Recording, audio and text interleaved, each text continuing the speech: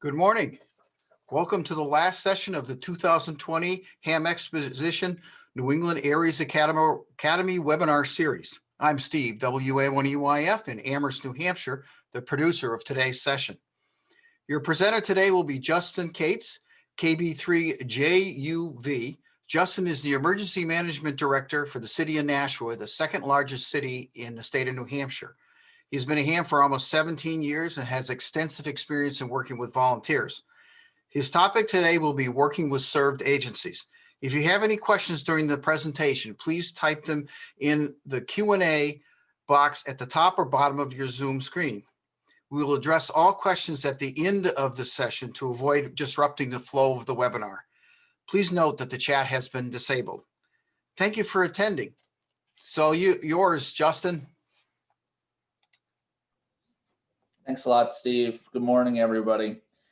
So we're actually going to do this workshop with some interaction. I know this COVID has not been very pleasant when it comes to doing trainings and presentations and things like that. So one of the tools that we've gotten pretty familiar with to help get some back and forth between participants is called Mentimeter. And so Mentimeter is it's almost like an interactive polling system.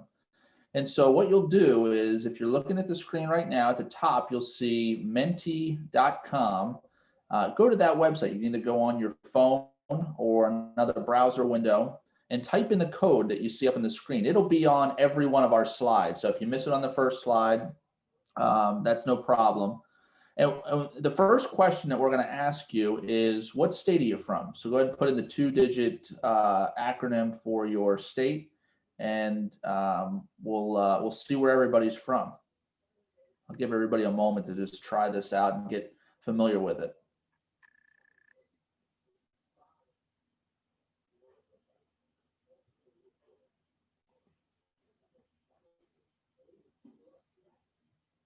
Down at the bottom right-hand side of the screen, you'll see a little number and a person, and that's how many responses we have now. So I see we've got 60 participants. We've only got 12 people who've done this. So hopefully we get some more as we go through the presentation.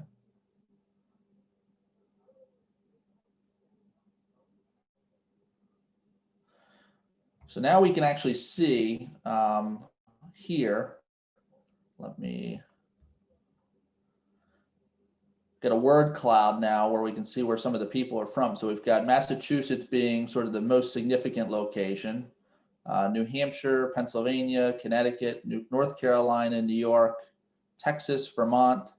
So we've got people from all across the country. That's pretty impressive.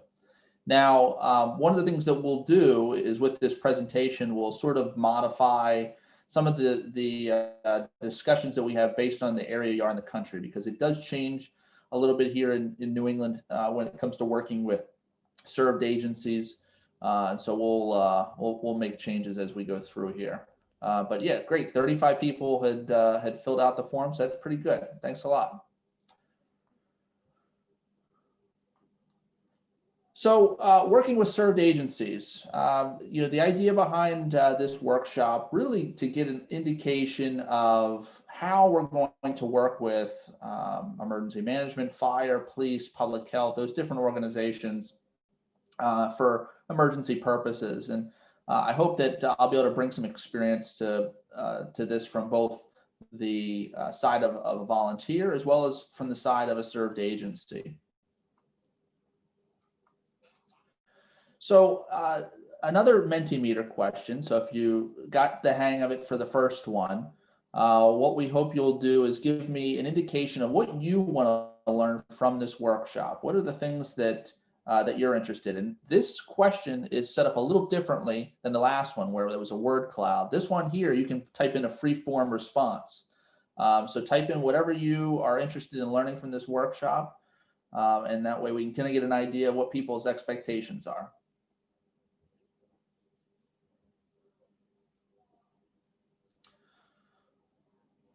So we've got a couple responses so far here. Who are the community stakeholders? One person wants to learn more about areas in New Hampshire, the do's and don'ts of working with served agencies. better indication of what served agencies expect and how I need to prepare. This is a good one, how to avoid screwing up. I'll tell you some examples there on how I've screwed up, both as a volunteer and as a served agency. Looks like one person just received their license, would like to learn more about how to use radios with their CERT team. We'll talk a little bit about CERT. Improving relationships, anything on how to help during an emergency. So yeah, good, very good responses. People are getting a hang of this. And I don't know, Steve, I don't know if there's the ability after this. I know you're going to post the video, but we also have the option to post information like the slide deck itself. I don't know if there's a place where that can be, but I can make sure everybody has all of these different responses. Yes, we'll be posting the slide deck usually on NH-ARES website. Perfect. All right, so let me tell you a little bit about my background, just so you can kind of get an indication of where I'm coming from on this. Ultimately, I started off actually in this field as an amateur radio operator. Back in the mid 2000s, I got my license, and I took a real big interest in emergency services. And I was pretty involved in ARES at the time, even to the point where I became the section emergency coordinator for the state of Delaware. And around the same time, I had the opportunity to work for the state of Delaware's Emergency Management Agency for a summer while I was getting prepared between high school and college, with the goal to build this statewide network of emergency radio operators using ARES and RACES and MARS and Civil Air Patrol communications and all the different entities that are out there providing this type of service. And it was really an interesting opportunity as a 19-year-old to be able to get involved in amateur radio and help out during emergencies, but also to be able to work for the state of Delaware and lead this program, which was a great opportunity to get these different groups together and connected. But I learned quite a bit from it. Everything ranging from the turf wars to trying to figure out better ways to integrate the types of capabilities that amateur radio operators have and how to get them involved in the exercises and the incidents that took place across the state. But really a tremendous learning experience for me.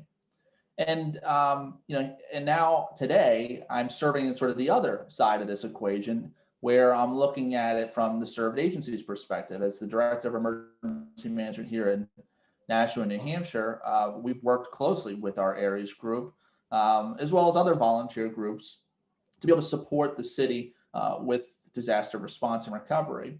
And it's interesting to see kind of the change in my perspective from when I was a volunteer and some of the things that I did to try and build that relationship. And then from the other side as well, trying to better understand all the different concerns that come into working with volunteer groups and all of that. So that's a little bit about my background. So you can kind of see that I'm coming at this from both sides today. So our presentation is really going to focus on two main areas. The first one is to talk a little bit about building those agency relationships, working to try and either establish them for the first time, or if you've already got a relationship, to maintain them and maybe strengthen them in the future. The second part of the presentation is really just the general operations with a served agency, and that's, that applies to everyone. Ranging from, what types of preparations you need to make in order to work for a served agency, the types of things that you want to do while you're working with them, as you shut down your operations, all those types of things we'll go through and kind of give you an indication of some of the things that we're dealing with. All right. So another Mentimeter poll for us this time. And this time I want to know, what agencies as an amateur radio operator are you serving currently? And you can select more than one option. I know many of you are working with many different agencies. And if you're not currently serving any organizations, then you can select the no agencies served currently option.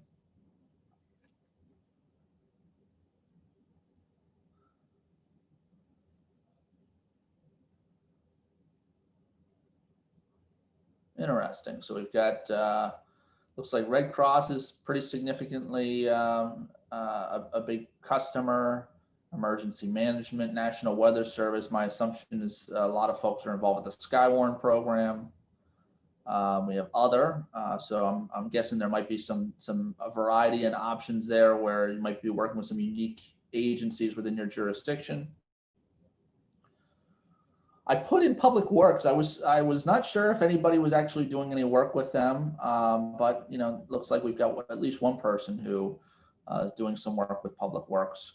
But this kind of gives you a good indication of what the common types of agencies that we end up working with, ranging from emergency management. Public health is a significant one, especially if we see what's going on right now with the setup of pod sites for vaccine distribution, alternate care sites for medical surge, those types of things. Definitely something that we need to consider as a potential customer for amateur radio services. But this is great, very good responses here. So let's first talk a little bit about building new relationships from the ground up, and get an indication of what types of activities we should be thinking about when building new relationships. So give me an indication from your perspective, what is really the most important consideration when building a partnership between amateur radio and a served agency? And this is another one of those free form responses, so you can type in whatever you think would be the most important thing for a relationship when it comes to building that.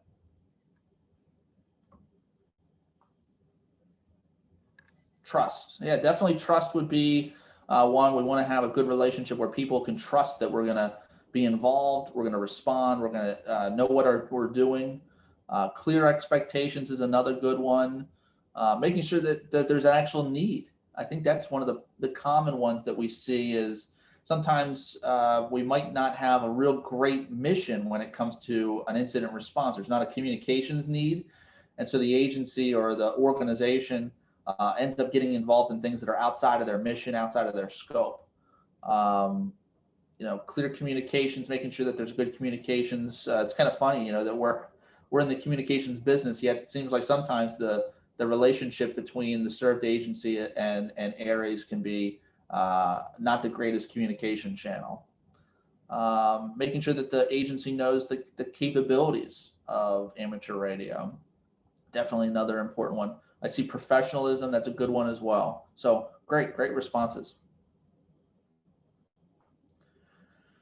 So let's kind of go through what those agencies may be interested in when it comes to amateur radio. So I think it's very obvious that amateur radio operators bring substantial knowledge and experience to the table when it comes to communications.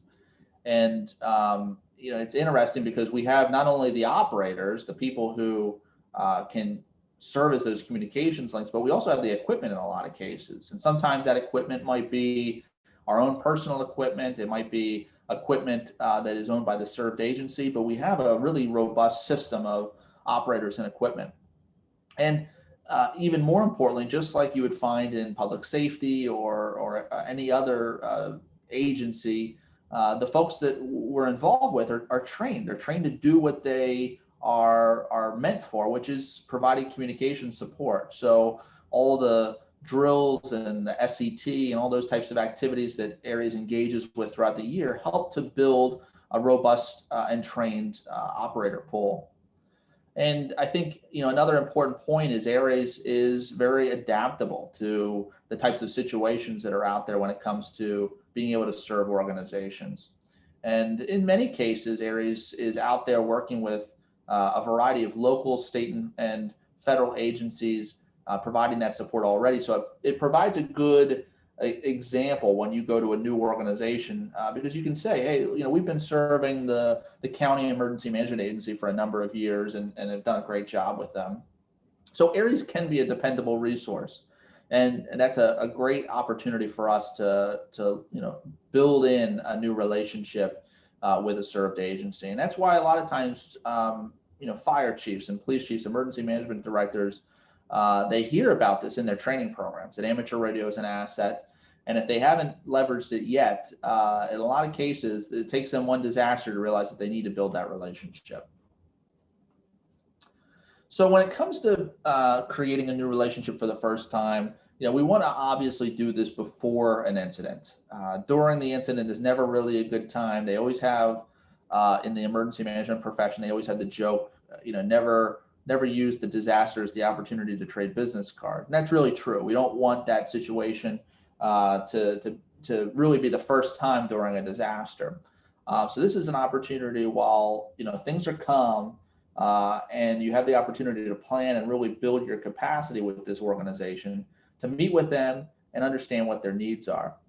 And I always say, set up a first meeting with this served agency, and it's really just to serve as an opportunity to see whether this is going to be a good relationship or not. And over time, your involvement in the exercises, the training, and real activations help to improve the strength of that relationship, because they see the performance, they understand that you really bring some great capabilities to the table.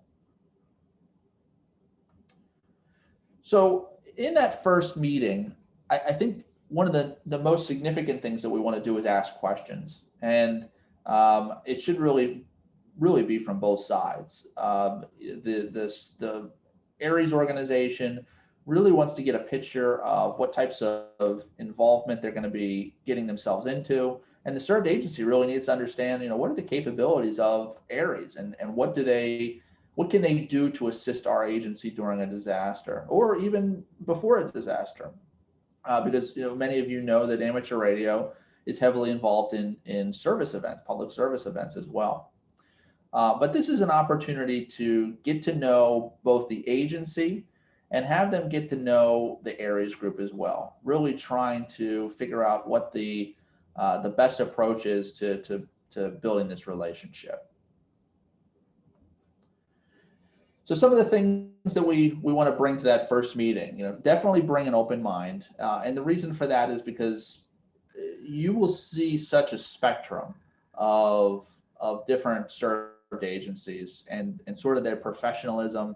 I always, this is probably one of the biggest things that I learned, kind of moving from volunteerism into working in this field in public safety.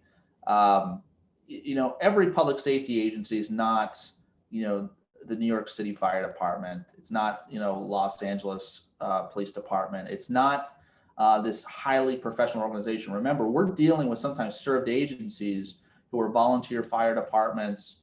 They're actually dealing with a lot of the same volunteerism issues that we might be dealing with in amateur radio. Those people are really out there working in the community day to day. This isn't their full-time job in a lot of cases. So keep an open mind, because it's going to be important for you to understand what is the capacity of the served agency in a lot of cases when it comes to bringing amateur radio support into the picture. Obviously bring something to write with, because I'm sure there'll be lots of notes. And if certainly if you use a digital device now, that also works as an option. Business cards. I think having professional business cards does increase the credibility of your organization. I think I've been in situations in both my work in emergency management, but also my work in amateur radio, and I've seen people write their phone number on a sticky note and hand it to somebody, and it just doesn't really bring that professional image out. So making up even if it's only a couple dozen of business cards with the ARES logo, your name, contact information, I think it really helps to set a higher standard. Any MOUs, memorandums of understanding, that might be applicable to your organization. So if your state has an MOU with the state ARES group, that would be one thing that you might want to have available to you. Those types of things I think are just helpful to also bring some credibility to this potential relationship. And then if you have any pamphlets or brochures, certainly you can bring them. I would say, though, it's not as necessary now to have physical versions of things. One of the things you might want to do after you meet with the served agency, at least for the first time, is send them to a really nicely professionally done website that has information about what your organization does. And I think that builds two things. One, it's great for served agencies to understand kind of what your capabilities are, but two, it's also a great recruiting tool. You've got a professional website that keeps it to the basics. I know I go to a lot of ARES websites or RACES websites, and it's very technical because it's meant for the membership. Consider your public-facing view as well, because you want to ensure that volunteers kind of get a good understanding of what they're getting themselves into. And then copies of any plans, emergency plans that your organization has. And they're probably, the served agency is really not going to want to see those or read through them. But they also, again, they bring credibility because it shows that you have a deliberate planning process for your work, that you have coordinated with your team members, and that you have a good indication of what resources you have available, and that you figured out, what communications channels might be used during an incident. Now, this one here, show and tell.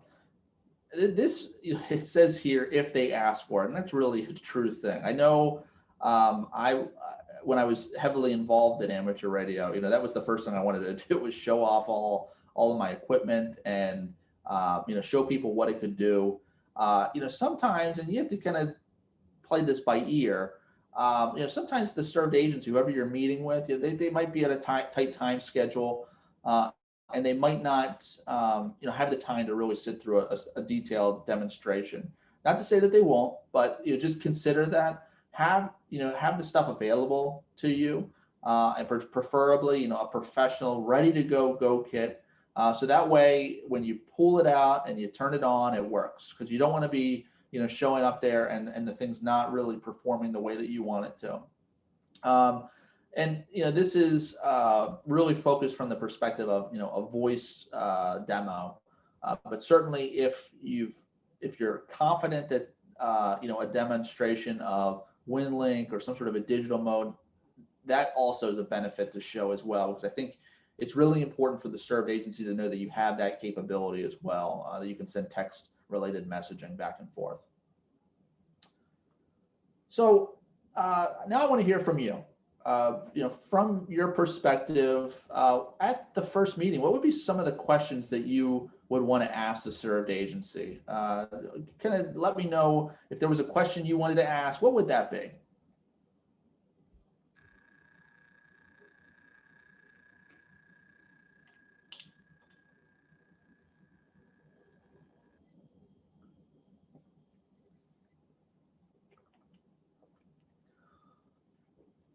Have you heard about ARES? That's probably a good start. and that's a good start because the thing about that is you might find that the person you're meeting with is either a ham, or they have a ham that is working for their agency. So those types of things would definitely be valuable to know about. Have you had bad experiences with volunteers in the past? That's something that I might want to tease into, but I might not ask it directly and up front.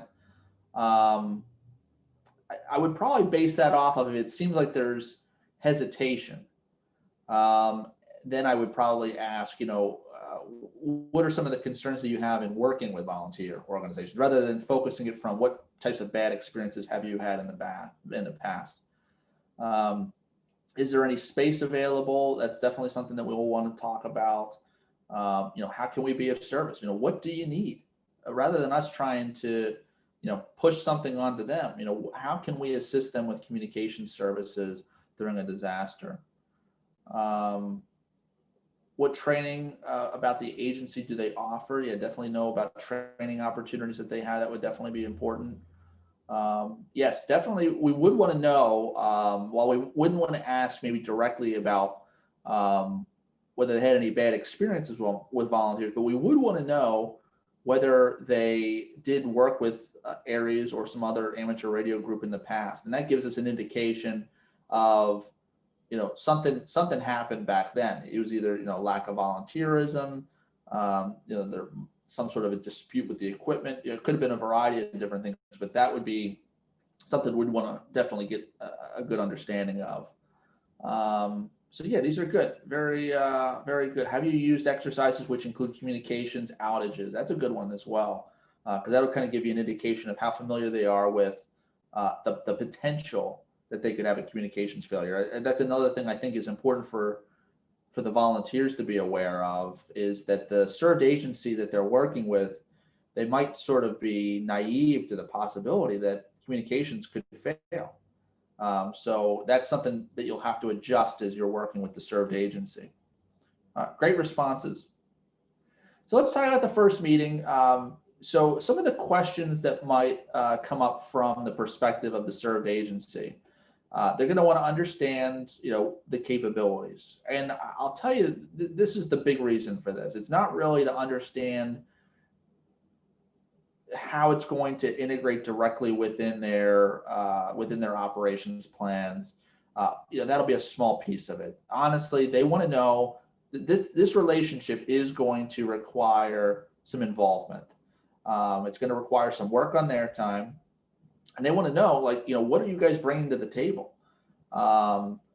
As one of the comments had mentioned, there have been cases all across the country, not just with amateur radio, but with volunteers in general, where the volunteers turn out to be more of a hassle than a benefit.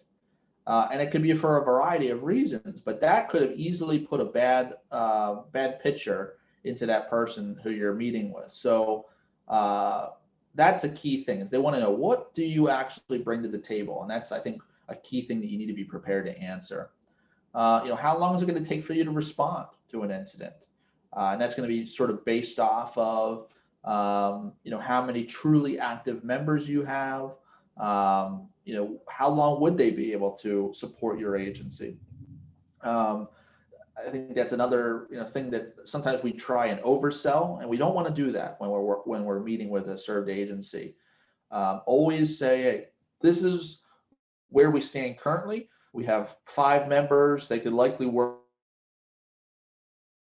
a week, if we were doing shifts. But you can tell them, that you're working to continue to recruit, that you're willing to work with their staff members to help build the program further. Those are the types of things that you can show and sort of be proactive and say that this is where we currently stand, but we're looking to do these things. So it's never really a negative perspective. Make sure that you also let them know, that your group might have other commitments. So areas groups in a lot of cases might be serving multiple, say, served agencies. And so that's important to know as well. I think that's been something that I've seen from my experience. I remember meeting with our areas group very early on, and they had kind of told me that they were working also with public health and with the 2 hospitals in the city, and that they might need the operators for those locations as well. And from my perspective, I'm like, well, no, if emergency management needs the hams, well, then I want to be able to use them. And so what it took was us coordinating with those other agencies to say, hey, how would we prioritize the resources that we have and ensure that we're actually going to be able to use those operators most effectively? Because we don't want operators just sitting around when the communications might be perfectly fine at whatever that location is, just because we have a relationship with that agency. That's where it comes into working with the served agencies within the jurisdiction to really develop a good communications plan so that we're using our resources most effectively. And that's, in some cases, outside of the responsibilities of areas, but areas needs to be involved in that discussion. And then certainly they're going to want to know potentially how you train and prepare. Not the details. I don't think they're going to really want to know that, but just to understand, I think they're going to want to know, who's involved here. Like, are these people just showing up there? They volunteered yesterday for the first time, and now they're going to be in my emergency operations center. So kind of giving them some insight as to the professional training that's provided to operators is another important thing. So what would you want to know? So we already saw some of the answers and thoughts that you guys had, but I think it's important for you to understand the served agency's organizational structure. Now, this is important, really important, as somebody who's seen both sides of this. So you do not want to circumvent sort of the organizational structure within any of these agencies. And that comes in from specific agencies or for the jurisdiction as a whole. And I'll give you an example. I'm the emergency management director in Nashua, and Aries sends me an email saying, hey, we want to build a relationship. We want to be able to serve you at your EOC or shelters that you're opening. And I don't know, maybe I'm not as progressive as real Justin, and I don't respond. Or I respond and I say, no, look, at this time I'm not interested. Don't go to the fire chief or the police chief or to the mayor. That would be a really bad thing. And start saying, well, hey, we reached out to the emergency manager. They didn't want our support, so now we're going around. That really will cause big problems. Don't ever do that. And it's one of those situations where the person who you're trying to work with, they're not going to be a good partner anyway. They're not going to be a good partner through the relationship of your engagement with them. So in my recommendation, that would be a situation where I would look to build relationships with maybe other nonprofit groups that provide support, like Red Cross or Salvation Army or some of those types of groups. Another perspective that you could look at is if a local jurisdiction may decide that they're not interested in working with you, maybe work with the state. The state might be looking to leverage amateur radio operators more frequently. But always consider the sort of the interrelationship dynamics within, a city or a county or wherever. Don't try and circumvent people, because that just always results in a bad situation for everybody. And I think the other key to understand for that first bullet is, who is also going to be, sort of the person who we're going to work with a lot. So it might not be the emergency management director, it might not be the fire chief, but they might have, in the case of if you're working for a fire department, it might be like a captain or a deputy chief who's going to sort of serve as your point of contact.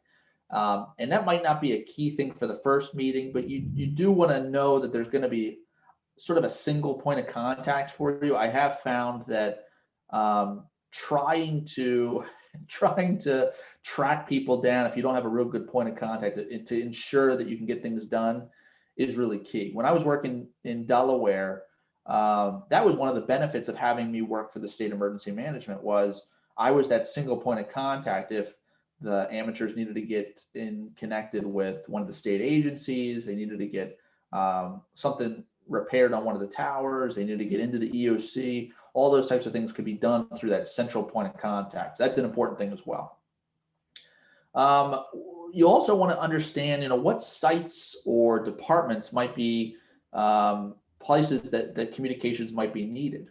Now, you're going to know a lot of this in advance, the types of locations, but you might not know the specific locations of where these sites are. Like as an example, that shelters are a place that would likely require communications during an emergency, but you might not know where the jurisdiction has decided to implement shelters within the jurisdiction, what high schools or community centers are going to be the shelters.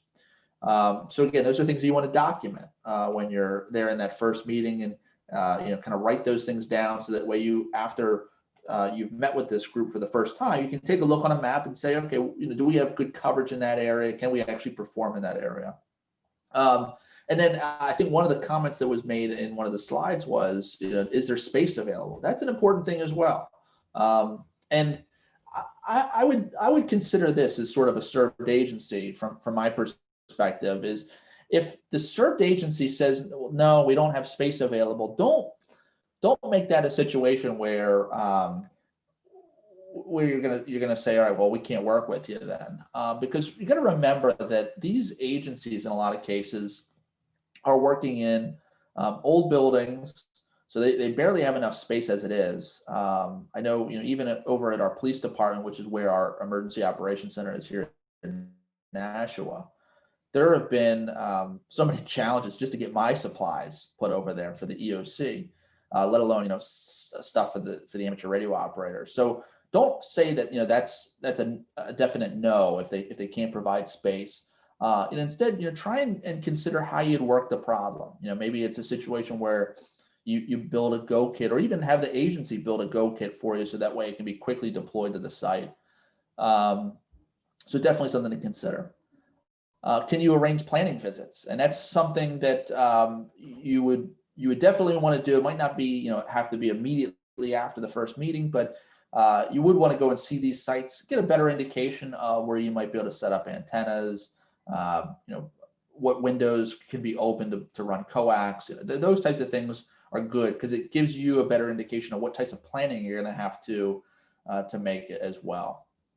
The likely types and volumes of message traffic. Now, if you say it like that to the served agency, they're not going to know what you're talking about.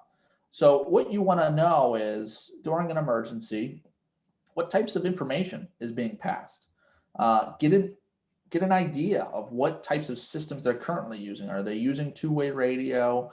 Do they have some sort of an interface online where they're sharing information, logging information? Get an indication of, what are the communications that are passed back and forth between the EOC and these different spots. But don't ask them, what types of message traffic. They're probably going to be confused about what you're talking about there. Other volunteer teams that might need communication support. So somebody had mentioned CERT earlier in the presentation. The idea there is, these groups typically have, or these served agencies typically have some sort of a volunteer component to them. Might be a Community Emergency Response Team CERT, Medical Reserve Corps, MRC, various auxiliaries. And sometimes those groups don't have communication support. It's just their mission is to help to direct traffic or to help fill sandbags or whatever the case might be. So this might be an area where you can support the served agency, but you're also really supporting this volunteer group as well. So that's something that I think is also worth considering, is asking them, do they have, a CERT or an MRC or some other volunteer cadre that works for them? Because that can be an area where there might be a collaboration as well. And I did mention this briefly before, but any active hands on the agency staff, and really not even active, because if you come to Nashua, you were meeting with me, I wouldn't say that I'm active, but I do understand, I'm familiar with amateur radio. So that does help, because it gives the person an indication that when you're talking with them, they're going to understand some of the language and terminology, and they're also going to understand probably some of the constraints that you're dealing with. For me, as an example, I understand that amateur radio operators are bound by FCC regulations, and so they can't just do whatever they want on the radio, and that helps me to better understand what capabilities they bring to the table. So that's something also that's worth getting an idea of during that first meeting. Some of the other things you might want to know, you might want to have a better indication of what types of network and internet access are available at those sites, potentials for permanent antenna and station installations. Again, that's based on space. So if they don't have the space, don't write them off immediately. But it is helpful, and I think you can sell it that way, that this is something that would enable us to respond more quickly. It's something that would enable us to have sort of a more resilient setup at your facility if we had an external antenna that was permanently mounted and installed. Again, you have to recognize from the served agency's point of view, you might be talking to the fire chief, you might be talking to the public health director, and installing a permanent antenna on a building requires 20 other departments from the city. It requires the building maintenance department, and the legal department has to check it over, and the risk department. So never think that it's always, that one person is the cause for any delays or anything like that. You gotta recognize that bureaucracy is prevalent in these agencies. We talked a little bit about this, pre-staging critical equipment, having, even if it's just a closet, having that stuff readily available on scene and on site is definitely an important thing. Are there going to be IDs that would be required to be able to access each facility? In some cases, and I would say a lot of cases, the agency's potentially not going to give you immediate access to the facility. They'll probably want to do escort, but they might still require you to have identification when you arrive on site, those types of things. And that's something I think you can build into the program as you work with them. The key here is after this first meeting, don't commit. This is something that ARES is not just about you. It's go back to your team, go back to the ARES leadership within the section, and say, here's something that we met with this group. This is the information that we have. Does this seem like a good match for us? Will we be able to provide the service necessary? Is this something that that we want to actually move forward on? So for our second meeting, obviously we want to deal with any new or lingering questions. After your first meeting, you'll find that there might have been questions that came up on either both sides where there wasn't an immediate answer available. So those would be things that we want to try and resolve during the second meeting. Any conflicts between goals and capabilities. So at the meeting, the first meeting, you may have identified that they wanted to be able to pass this type of information over the radio, and you recognize that wasn't going to be within your capabilities. So those would be types of things that you'd want to say, hey, I remember the last meeting we talked about, is this a possibility? Can we actually do this? And we talked with the members of ARES. Nobody has that type of equipment. We don't have that capability, so we can't perform that. And this is what it would take in order for us to get to that level. We would need this type of equipment in order to do it. And if that's something that could be provided, then maybe we could look at doing that. If they want to write a memorandum of understanding, and this is something that's sort of outside of my scope as a served agency, is something for you to work with your ARES leadership on. But ARES MOUs must be approved by ARRL's attorney. They can't be a binding contract. So you can let them know, the served agency, that if there is some sort of a written agreement that needs to take place, that it might take some additional time from the ARRL side. I'm going to tell you from a served agency's perspective, number one, served agencies are typically not looking to do this. And the reason sort of unfortunate, it's mainly because it just adds additional bureaucracy.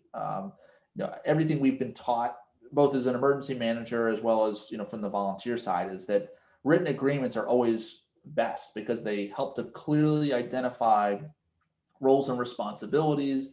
They really help to ensure that there's no questions or confusion when we're in the middle of an incident. The problem is the bureaucracy. And so served agencies in most cases are looking for very informal relationships because they don't want to have to deal with the liability, workers' comp. They just want the ability to kind of share with you guys a responsibility, and if you're available to perform it, then great. If there is going to be a written agreement, expect on the served agency side it's going to have to go to their legal department and be reviewed. And again, those folks are going to be even less connected into this overall picture. They're going to need to understand, what is this group providing? What's the risk involved with having this group involved? So written agreements, unfortunately, even though they are sort of the best practice in the recommendation, it's very unlikely that you'll come across them. And that's why if you look at a lot of the MOUs between ARRL and other organizations at the national level, a lot of times you'll see that they're sort of outdated, and that's because it requires all these outside entities to kind of look these documents over, and those outside entities just really aren't clear as to what's going on and what's been agreed upon during these types of meetings. So at all meetings, some of the keys, I think dressing appropriately is an important thing.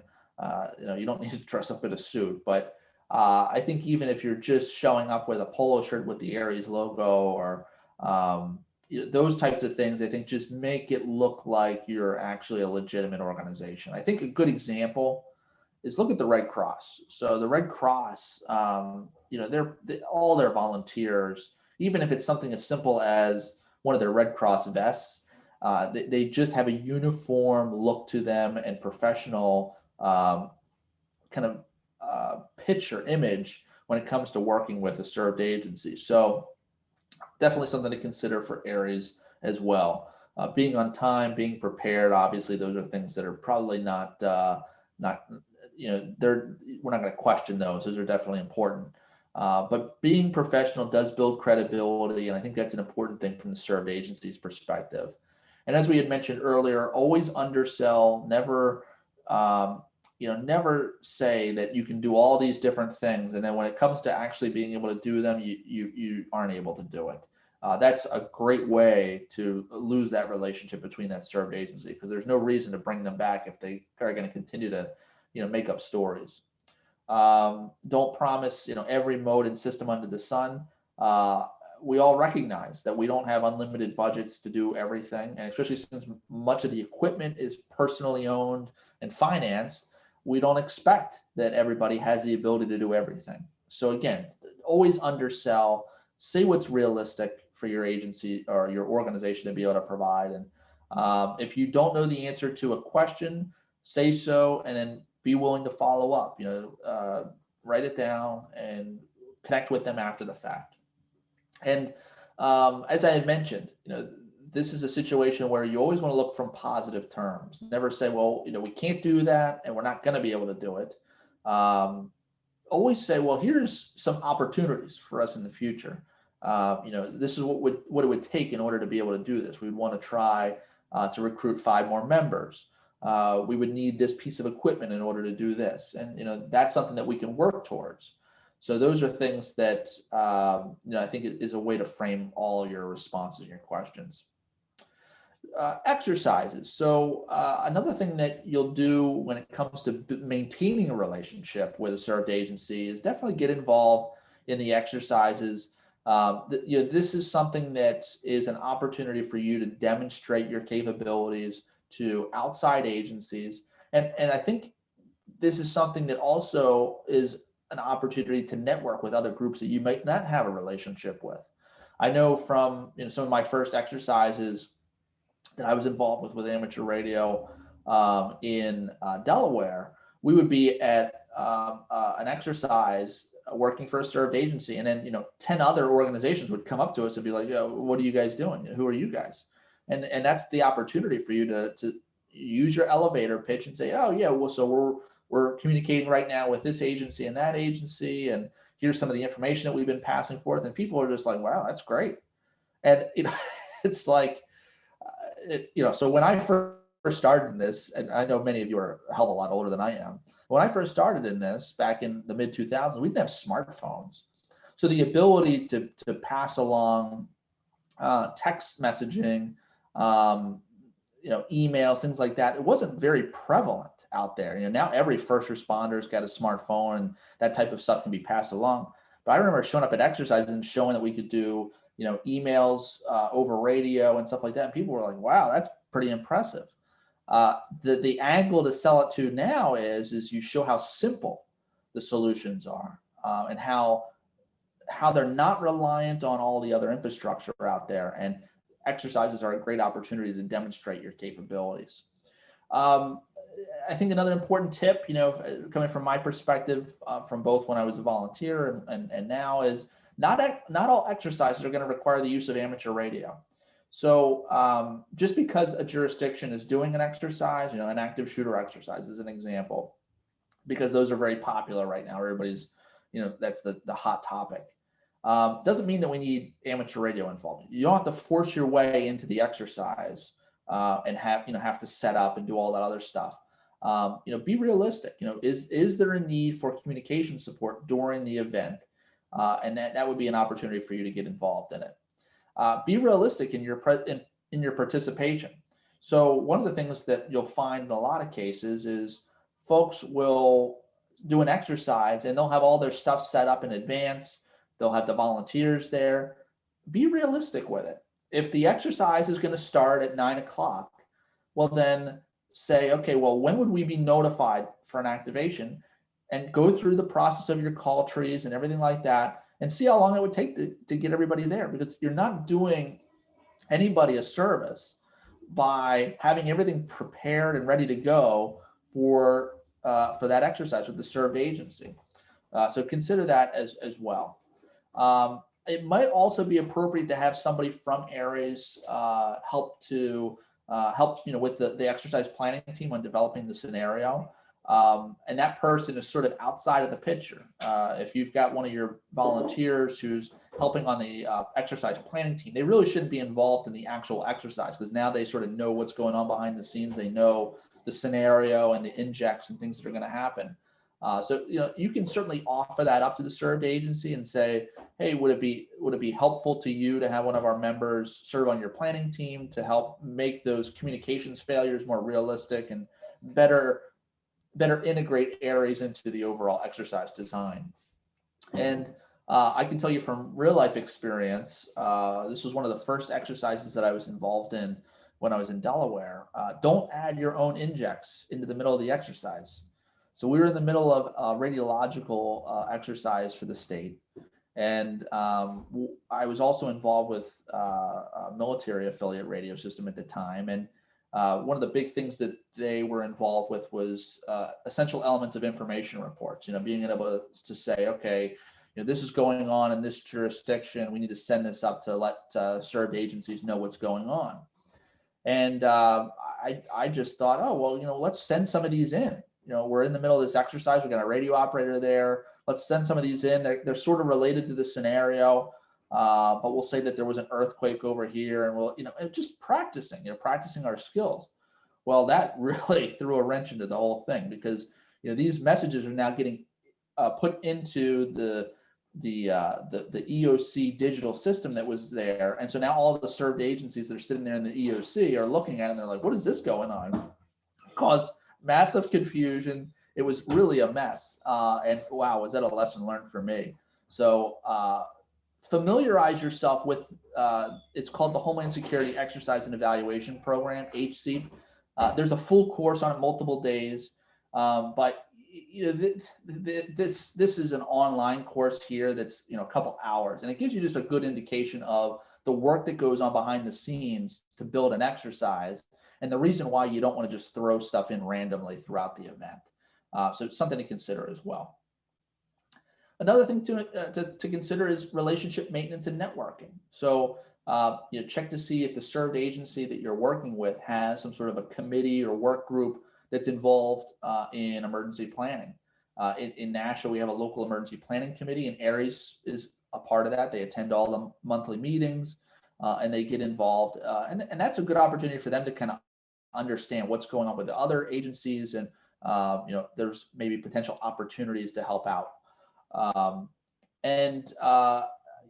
Every 5 years, typically, not always, but typically every 5 years, your jurisdiction is going to need to update their emergency operations plan. That's an opportunity for you to make sure that amateur radio is written accurately into the plan, making sure that that the language in there is appropriate and actually represents the capabilities that you can actually bring to the table. I remember in Delaware, one of the first things I did when I came on board was we were updating the state emergency operations plan, and I was able to provide really more accurate language for the emergency support function to Annex, which gave a better indication of what resources amateur radio could actually provide to assist with communications across the state versus what was written into there by people who were not familiar with amateur radio. One of the other groups that you might have within your jurisdiction is a group called VOAD, Voluntary Organizations Active in Disaster. These are predominantly not run by served agencies, but instead by other groups like ARES, so Red Cross, Salvation Army, faith-based groups. And these are also good to get involved with, because you can also start to identify other nonprofit served agencies that might use your assistance. But this also is a good way to just network and kind of get a good understanding of what resources are available out there. And then jurisdictions typically offer trainings as well. So most of the trainings are done at the state level. So the state emergency management will host the trainings, but sometimes counties and cities will also do that as well. So if they're offering trainings that seem to be applicable to your mission as an amateur radio operator, see if you can sign up for them. They're always free, and they're another good opportunity to meet and introduce yourself with other people who are going to be working during the emergency. I'm sure many of you are familiar with the FEMA online independent study courses, the online free trainings.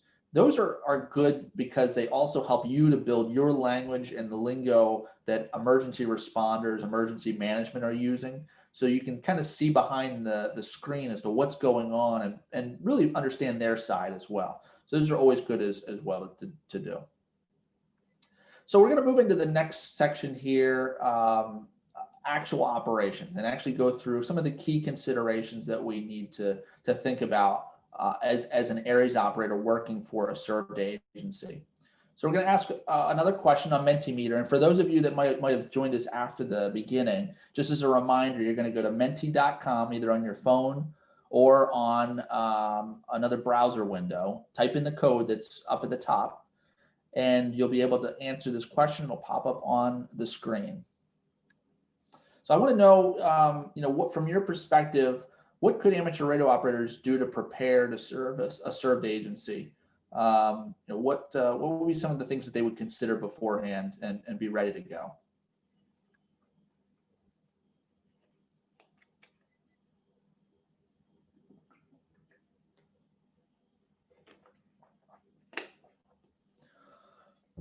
So definitely having good training set up so that they're familiar with that organization, practicing, researching your resources as well as theirs, know the needs and the mission. That's a great one as well. Practicing and drilling together, definitely an important one.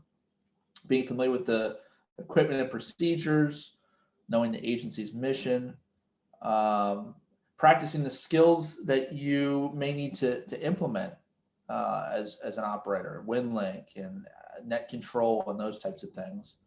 Understanding the forms, definitely an important thing as well. Yeah, these are all great. Perfect, thank you. So if we're activated to go and work for a served agency, we want to obviously be on time. Now we might be dealing with a disaster, so there's certainly some discretion there as well. Do it safely, but show up and be professional, be presentable. Make sure you've got your identification so that people know who you are, and that includes having other identification other than just your ARES identification, your driver's license. It depends on your jurisdiction, but in some cases where you're going to be going, if you're working like an EOC or something, it's probably going to be in like a police department, fire department, something like that. They might want to just verify that you're actually from that jurisdiction with a driver's license or something like that. And then certainly if they give you credentials, which they might, make sure you have those with you as well. Introduce yourself on arrival, and that's key. We've got to know, who's there in the room. This not just some random person kind of wandering around in here. Make sure that that they know that you're there.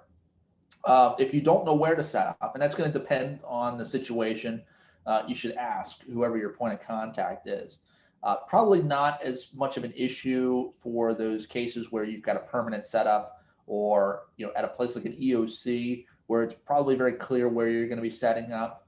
But for something like a shelter or something like that, the way that those get set up is different each time because of the circumstances or whatever's going on.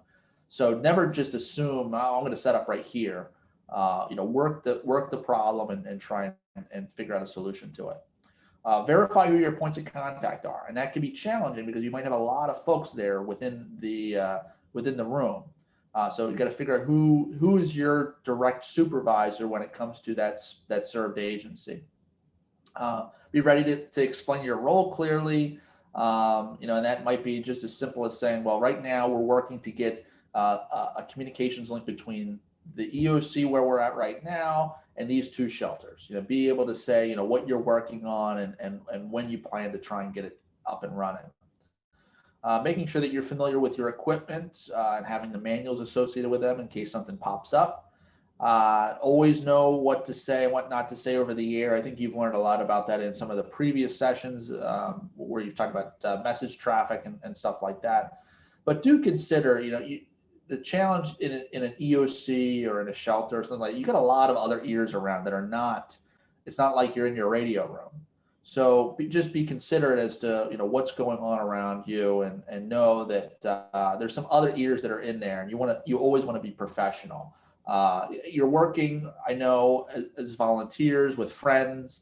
There's certainly are going to be jokes and things like that, but again, you had to have that professional image so that they can see that this is a real legitimate operation. And then, be aware of your surroundings. This is a key thing as well. If something's broken, and it might be equipment from the served agency, they might have put the radio equipment in. It might be power, might be internet access, computer that might be provided by the agency. If something is not working properly, let somebody know. That's a key thing. We don't want to just kind of wait around. You also shouldn't be in a position where you got to try and fix it. If you have ideas and things like that you can bring to the table, that's awesome. But we definitely want to let the served agency know that something's wrong. So they're not sitting here and say, why didn't you let us know earlier? Each ARES operator really needs to know, what types of forms the agency uses. I know you went over, I think, another session on forms, but from my perspective, the key, I remember when I was down in Delaware, one of the key things that we found was we would get so hung up on forms, on like the ICS 213 form versus the radiogram. And I'll tell you, it was the most frustrating thing because I don't care. Like, none of that matters to me. Like, you can use radiogram if you want. Just when it comes back to the agency, put it on the format that they want to see it on. If you have to transcribe it, great, whatever. It just doesn't. It's not an important discussion for the served agent. They could care less how you're getting it from point A to point B, as long as it's timely, accurate, and it's correct. All that stuff is really the most important piece behind this. But the key is understanding how the served agency wants to receive that message. Do they want it on an ICS 213 general message form? Do they want it input into one of their computer systems, like a web EOC or something like that? How do they want that message put into the sort of overall organizational structure? What does the agency want for situation reports? I know you had a session on that as well, but from my perspective as a served agency, I can tell you I don't want to know where fire trucks and police cars are, because I already know where those are.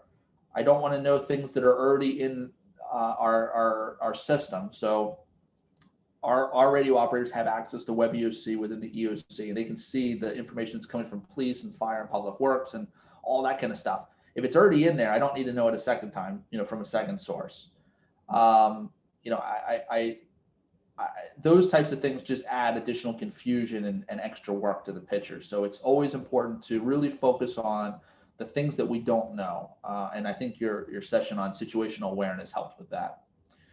Use the right mode for each message type. So one of the key things that we would always see when I was back in Delaware was there was such, people are passionate about one mode or a certain band, and that's great for it's a hobby. We want to try and build capacity across all the different things that we're doing. But if a shelter is sending a list of medical supplies, and if you have the capability to be able to take that as a text message and send it over radio to the EOC, please do that instead of reading the whole list of medical supplies over the radio and spending an hour trying to go through this. So use the right mode for the message type. Don't get hung up on, this is my favorite way to do this. Be considerate as to, again, it's got to be timely, it's got to be accurate. We want to make sure it gets to the right people. Those are the key things. Being familiar with your communications plans, not just yours, but also of the agency. Some agencies might have a communications annex in their emergency plan. So being familiar with that is also important. Knowing the area's chain of command within your jurisdiction, and also being self-sufficient as possible. In most cases, if you're like working at an EOC or a shelter, the leadership there will make sure that the staff are fed and that kind of stuff. But you never want to expect that. You just never know. I know that there's been activations in our EOC where we simply we didn't eat because we just forgot to eat. It was just so that's a key thing that you got to consider, is that there might not be any food just because me as the emergency management director forgot to call for pizza. Having a workable plan for backup, food, restroom breaks. I know that's a challenge too, because you might be in a circumstance where you don't have a backup operator there. So you have to consider how you're going to work through that as well. The last bullet here is so essential. Maintain an activity log. And there's a form out there, an ICS form called the ICS 214. It's the activity log form. You don't have to use that form, but the key is that you maintain a log. When did you show up? What were the things that you did? When did you do them? What were the things that broke? The disagreements, agreements, all the things that happened. So that way we know, what took place that we could use to inform the after action report when we build it. But this is also really important for something I'll talk a little bit about later around FEMA reimbursements. So I'm going to open this up to you again. What would you bring when you're activated to a served agency? What are some of the things that you would bring, maybe in a go kit or in your radio supplies?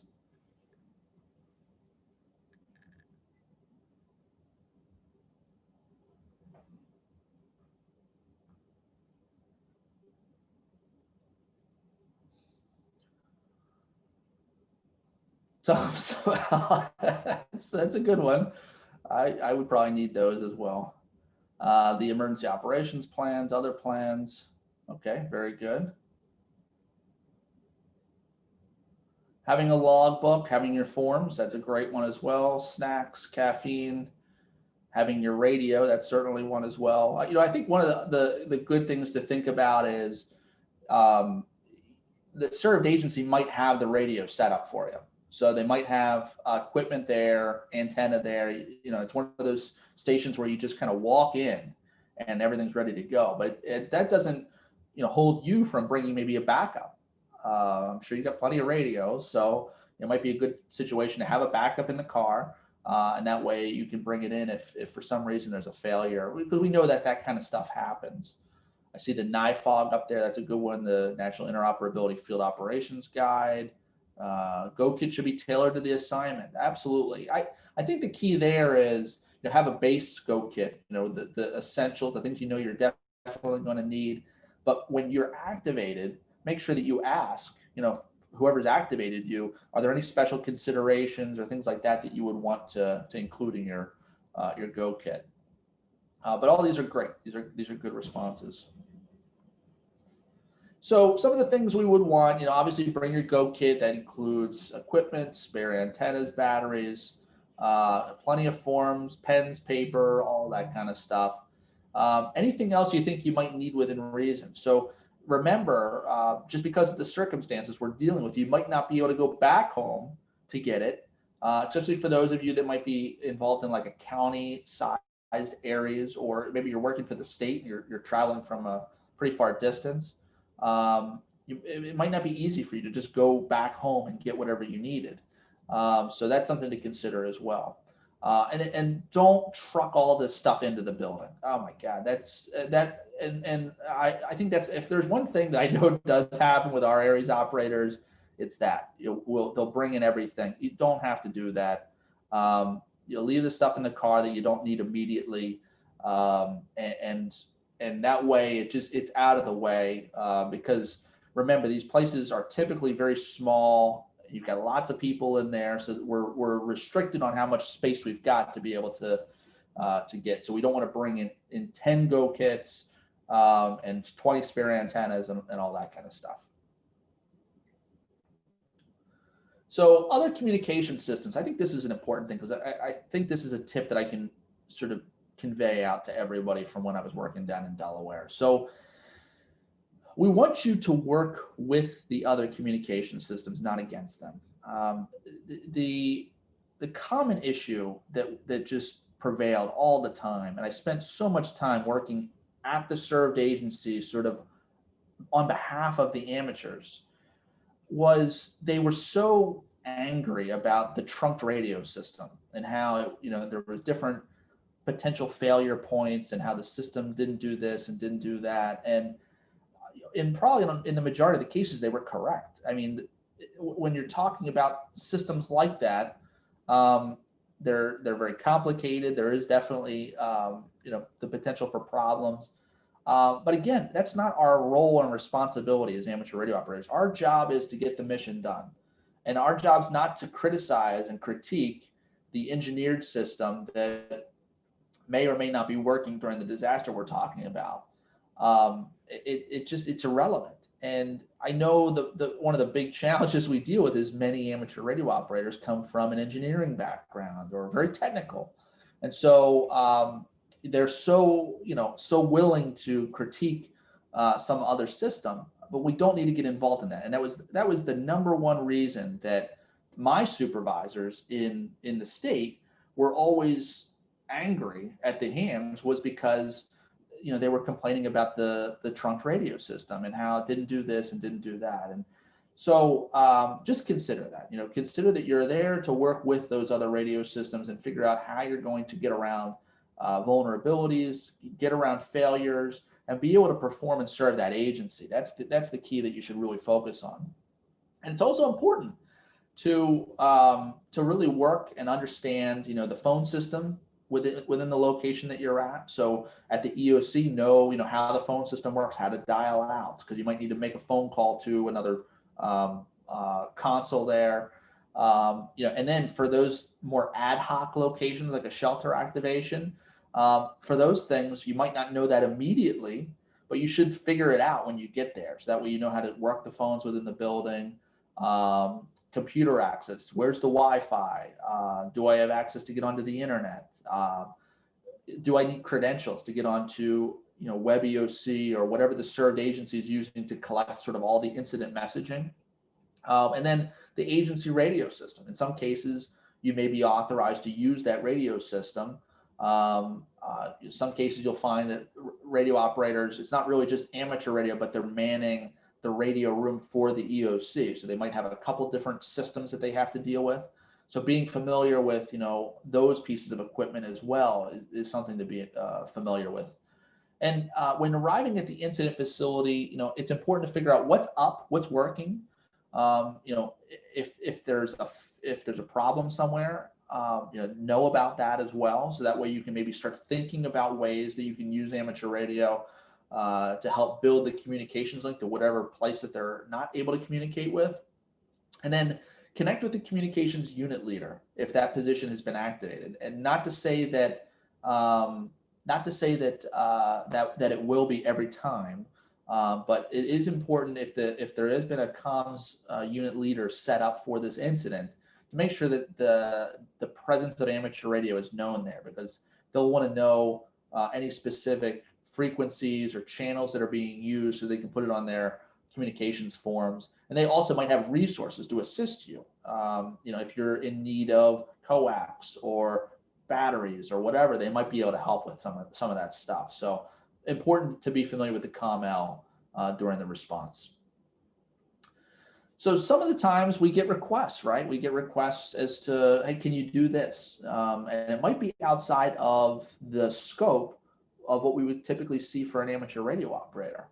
So consider what the role of ARES is, and what can you do, what can't you do, whether it be based on policies and procedures for ARES and ARRL, or things that are in FCC regulations.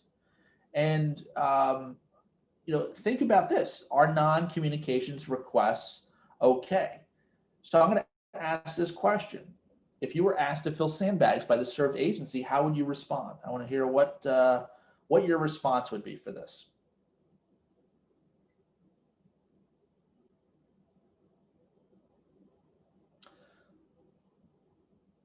Okay, so we have an okay, a yes.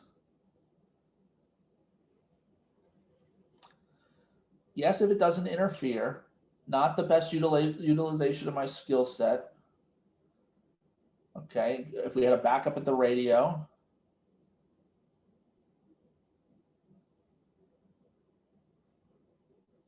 These are all great. Yeah, these are all really good. So for the most part, everybody responded pretty quick as to the right answers here, because ultimately it comes down to understanding what your supervisor on the area side is going to say. And then what's the agreement between you as a volunteer and the organization? You know, if you're supposed to do communication support, you know, that's definitely something that you should be focused on. So this is the approach that is used typically within ARES. So yes is probably not advisable. You wouldn't be available for your primary support role, which is to serve as a communications specialist. You might, you know, become injured or unable to perform your primary role. Certainly could become hurt and become a liability. It is okay to say no, but if you do think that you should help, and if you're capable of helping and you're not committed to whatever's going on at the time, and there's an urgent need, talk with the ARES leadership to get approval before saying yes. You know, ultimately, this comes back to the relationship between ARES and the served agency that should have been taken care of before the disaster. You know, that kind of thing should really be made clear very early on, that, you know, our focus and our role and our capabilities are in communications. So we want to focus our work on those types of activities. So, you know, certainly never again oversell your capabilities in the middle of a response. If you're in the middle of an incident and somebody says, hey, can you get us a message to this location, and you know it's not possible, you can tell them, let me see what we can do, but we don't have an operator there right now. That's you know, way out of our range. Those types of things you can say and let them know. So that way they're not expecting you to solve all the problems. And I know I've been there. I've been in the situation both as a volunteer, but also as an emergency manager, because typically it's the same kind of thing on emergency management. The fire department comes to us, the police department comes to us and says, hey, can you do this? Can you get me this? And I say, oh, sure, yeah, no problem. And then I realize how hard it is to get that thing that they needed. So never oversell your capabilities. Never tell agency staff what they're doing wrong. That's a key thing. Don't argue radio topics or any of that kind of stuff in public within these locations. Definitely a key thing. Never speak loudly. So here's a challenge. So again, I always keep talking back about how these locations are typically small and they're filled with too many people.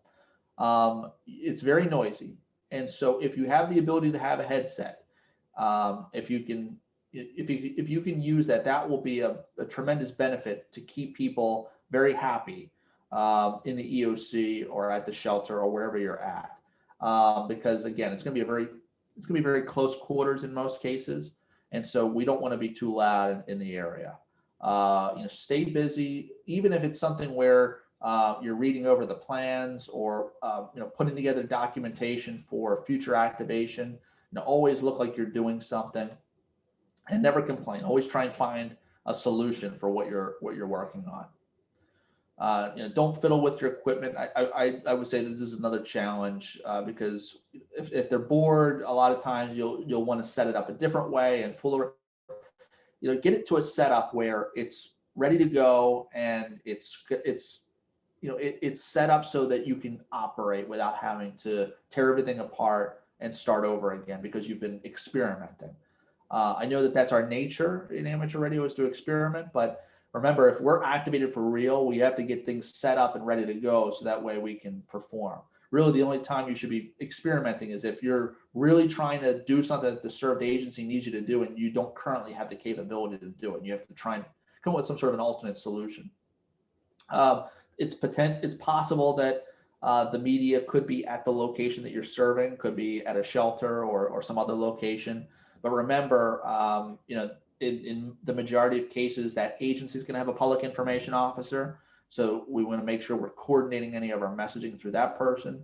But then if it's really related to amateur radio and to ARES has and ARRL have folks that are supposed to be doing that kind of work as well. So make sure that you clear any of that kind of messaging through those appropriate channels, both through the served agencies, PIO, and through your ARRL leadership. Never dress anyone down in public.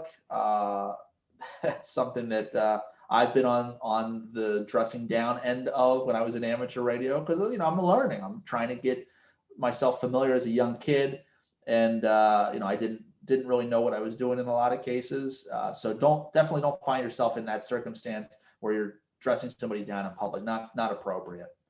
And then never repeat anything that you hear in the EOC in one of these locations. Never want to find yourself in one of those spots. Definitely a problem. Everything you hear is over here is considered confidential. I'll tell you, even for, especially for like law enforcement related incidents, and not to say that the Ares group would be activated in the EOC for those types of incidents, but even for those types of incidents where I've been in the EOC and it's a law enforcement focused event, even people like Public Works, Fire, we're always so hesitant to even say anything about what's going on because it's really not our space. It's not our stuff that's going on. We're just there to support and provide resources to them. So definitely when we think about areas, we don't want to repeat anything that we're overhearing in the EOC, because that could be a big problem for us. When operations end, make sure that you've got any of your record keeping stuff taken care of. I talked about that ICS 214 form. Remember, that's your activity log, and that's where you're keeping track of when you checked in, when you checked out, all that kind of stuff. It's important for you to let your leadership, as well as the served agency, know how many volunteer hours Ares has done for that agency. And this is the reason why. So when a disaster declaration occurs for an agency, one of the things that happens is there's typically a local match. So FEMA will pay 75% of the expenses for the response, and then the locals have to pay 25% of that response. What those locals can do, though, is they can use as an in-kind match the served time of volunteers, whether it be Red Cross or United Way or any of the other groups that are out there helping with the disaster. The key is having the documentation to show it. But what it does is it reduces the actual money that the city has to spend on the event and ensures that money comes from FEMA instead.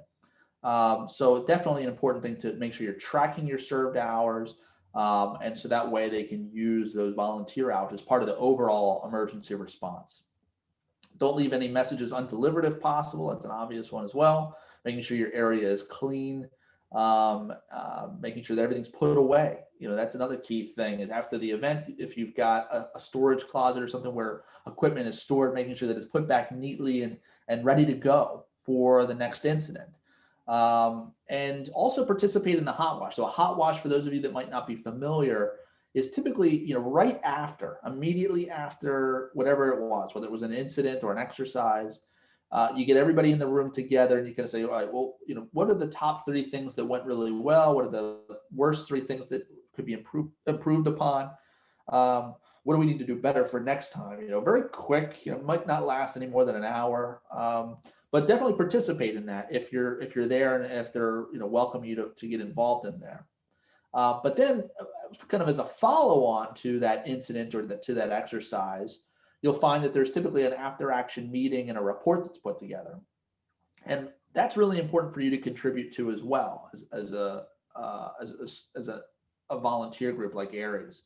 Because what that might find is if you identify gaps, whether it be equipment or training needs or things like that, you can let them know to put that into the report, and that can serve as documentation for them to be able to go and get FEMA grants for maybe new equipment for you, antennas. There is money out there. The served agencies can buy equipment to serve those volunteers. But in most cases, they need something documented to say that this was actually a problem during this event. So that's a key thing. And then make sure that you check out properly with Ares as well as agency leadership. So whoever that point of contact is for Ares at the served agency that was there at the site, make sure you let them know that you're leaving. Make sure that you fill out any checkout forms. A lot of times there's like a sign out form there at the EOC or at the shelter or wherever you're at. So make sure you also fill those out as well.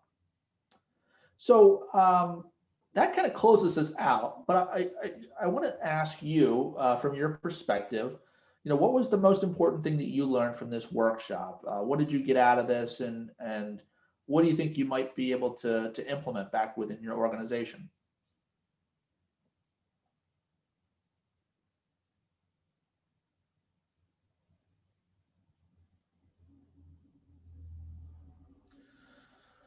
So how to operate with served agencies, being cooperative, the perspective of the served agency. I'm hoping that I helped with that, kind of from my role here. I really think that is something to kind of consider is, what does the served agency think sometimes about this? Lots more to learn and research for initiating contacts. Very good. How to work better with served agencies.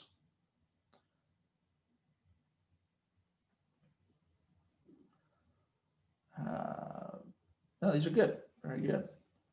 Perfect. So as Steve had mentioned in the question and answer button on your Zoom, you can go ahead and fill out any questions and answers. I believe there's a couple that are lined up. So definitely go ahead and start filling those out. But I'm going to do a quick review, and then we're going to open it up, and I'm going to answer folks' questions and answers. So key takeaway points. So remember, perception is everything. We want to look professional as amateur radio operators, be on time, dress appropriately, act professionally, stick to your mission, and work cooperatively with each other, with other radio organizations as well. That's another key thing. Understand the agency's expectations. Always be in a situation where you're over-delivering, not overselling. Be competent in all the skills that you're an expert in, and make sure that you're familiar with both ARES policies and procedures, but also the served agencies policies and procedures. Make sure that you're familiar with your workspace. So knowing how to get onto the computer, how to get power, where the window opens so I can get coax out, using the right mode for the message. Remember, voice is great for tactical communications, but for those where it's a long message, use what you have available to you to make it as efficient, as accurate as possible. Don't fiddle with the equipment once it's set up. Make sure you're within reason, working quietly. Don't argue in public with either the other hams or with an agency, and do your job, let others do theirs. Making sure that you're staying on task. We went over the sandbag example. Certainly those non-communications tasks, we only want to do those with leadership permission, and if it's something within your capabilities. Making sure that you're involved in the hot wash, which is immediately after the incident or exercise, and then certainly the after action report, which takes place over the next couple months. And then never repeat anything that you hear. It's all confidential. That's a great way to run a relationship with the served agency, is passing along some sort of trusted information that's there within the facility. Definitely an important thing as well. But last but not least here, we always want to try and do all of this before the incident. This is always a situation where we want to work with these agencies in advance. We want to establish the relationships. We want to practice with our teams. We want to get all of this stuff done before the emergency occurs. It's not the time to do it during the middle of an emergency.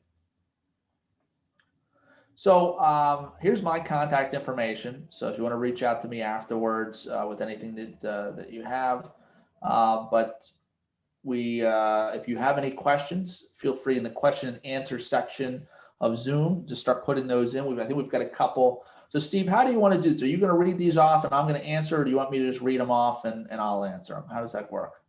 It's whatever you'd like to do. If you want to read them, you can go ahead and do that, or I can read them and you can answer. Why don't we do it where you read them, and that way it's not me talking to myself. Okay, you got it. Sid asks, does ARES NH have an MOU with the state level, with the state emergency management and other agencies? From my understanding, I believe they do. I think it's like from 2009, I believe. And I think it's on the New Hampshire ARES website, I believe. But again, 2009, that's not very recent. And the reason for that is because it probably, when it was done, had to go through the Attorney General's office and 1,000 other things. So It's not easy getting one of those put together. So if you do get it put together, you want to make sure it's right the first time. It's not going to be easy to get any changes made. Sid's got another question. Is NH State Emergency Management title integrated with local municipal emergency management in encouraging ARES cert development and auxiliary resource? I think yes. I think, so one of the things in New Hampshire that has happened the last couple of years has been their integrated volunteer conference that they do. And amateur radio operators have always been invited to participate in those and to conduct presentations at those, to set up a display, because those conferences are where all the emergency managers are going to and seeing what's kind of going on in the emergency management field. So the state has been very supportive of trying to get that word out and that message out to help other local governments understand the value of amateur radio. But I think the key to remember, as I had mentioned earlier, though, remember that many of these EMDs, the emergency management directors here across New Hampshire and across most of New England, with the exception of really Maine, because Maine does have county government. In New England, you're dealing with every local jurisdiction really for themselves. And so they can't justify professional emergency management staff. And a lot of times they can't support, like a full-time fire department either. So it's all volunteers. So the volunteer ARES operators are really dealing with volunteer emergency management served agencies in a lot of cases. So they might need a lot of awareness as to what kind of skills and capabilities you bring to the table. And Sid's got another question here. To a municipal served agency, what volunteer organizations do you interface with for disaster support? And that might be something you might ask the served agency. Yeah, I think so. And the key when it comes to voluntary organizations that are interfaced with for disaster support. So always look to the VOAD is probably one of the better examples of that. But every state does have a VOAD, a Voluntary Organizations Active in Disaster, and that is sort of a good makeup of those groups that do have some sort of a resource that they can bring to a disaster relief effort. And in most cases, I would say that the ARES is involved in the VOAD, at least at the national level. ARES and ARRL are members of the national VOAD. So that's a good way to figure out what voluntary organizations, nonprofits are working in that jurisdiction that you may also be interfacing with as a radio operator. Okay, another attendee asks, can you talk about liability? Is insurance something that's the responsibility of the ARES group? That's a good question as well. I don't know the answer from the perspective of ARRL and ARES currently. I know when I was back in Delaware, that type of coverage was not provided when we were part of the Delaware section. It's also a problem from a served agency's perspective, though. And I'll kind of give you the understanding on our side. So as an example here in New Hampshire, and it's going to depend on state by state. That's one of the considerations you really need to look into. During an emergency, a state of emergency, there is the possibility where in New Hampshire, the governor can provide liability coverage for volunteers that are involved in disaster services. So there's a couple of key considerations there. Number one, they got to be involved in disaster services. They got to be doing something related to the disaster that the state of emergency is involved with. Number two, though, is they have to be affiliated with somebody. Like they got to be affiliated with some sort of an agency that's telling them to do whatever they're doing in disaster services. So they can't just be some random. I'll give you a good example. Like they can't be a ham that is passing message traffic back and forth, goes out back to their yard to go fix something on their tower and then falls off the tower. Like that's not going to be considered under this circumstance. And again, that passes differently state to state. When it comes to workers' comp, that's in most cases not provided. It may be in some situations where maybe the ARES group is also sort of dual-hatted, working for a served agency, and the served agency is providing that coverage. But you'll also find a lot of served agencies won't provide that coverage. It's just, it's one of the things that they just don't do. So that's something to consider. It is important to check into those things in advance. You'll also find that a lot of, and this is probably what really ARRL and ARES should do, is most volunteer groups are starting to require proof of healthcare insurance to join the organization. And that way, at least they know that if something happens to the person, that there is some sort of insurance coverage that would enable them to at least get some resolution to the problem. But it's still probably going to be a deductible and those types of things. But it will at least reduce the impact to them if they were injured on some sort of a volunteer assignment. Okay, next question. David, KD4CLJ asks, how can I become familiar with Web EOC when it's limited access? I've had to learn on the fly while trying to maintain the illusion I know what I'm doing. That's a good question. So yeah, so the problem is, and for those of you that aren't familiar with Web EOC is it's an online platform. It can be either maintained on premise, so the served agency might have a server with it stored on there, or it might be in the cloud and it can be operated from anywhere. But it's basically a way for the served agency to sort of bring on all the stakeholders, and they can log in resource requests. They can go and they can put information in about what's going on for their agency, keep track, almost like an activity log, like we had talked about.